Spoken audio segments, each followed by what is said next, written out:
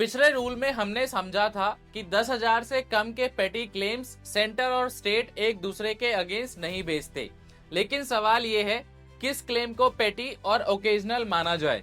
ये बताता है rule number 112 of GFR 2017, criteria in determining a reciprocal claim. Rule number 112 ये कहता है अगर कोई क्लेम पेटी है और ओकेजनल नेचर का है और वो किसी सर्विस रेंडर्ड से रिलेटेड है तो वो रेसिप्रोकल अरेंजमेंट के अंदर कवर होगा। मतलब दोनों गवर्नमेंट्स डिसाइड कर चुकी हैं कि ऐसे छोटे एक बार के सर्विस क्लेम्स के लिए एक दूसरे से पैसा नहीं मांगा जाएगा। सर्विस रेंडर्ड का मतलब है एक इंडिविजुअल एक्ट ऑफ सर्विस, जैसे किसी हाई डिग्निटरी को पुलिस एस्कॉर्ट देना या कोई स्मॉल टेम्परेरी अरेंजमेंट अरेंज करना। लेकिन अगर क्लेम स्टोर्स, मटेरियल्स या सप्लाई से रिलेटेड हैं, जैसे फर्नीचर, स्टेशनरी या इक्विपमेंट सप्लाई, तो वो सर्विस रेंडर्ड नहीं माना जाएगा। सिर्फ तब माना जाएगा जब सप्लाई सर्विस का पार्ट हो। रूल में एक और क्लियर लाइन दी गई है, कमर्शियल अंडरटेकिंग्स जैसे railways, departments of post, electricity boards एटेक्स्ट्रा,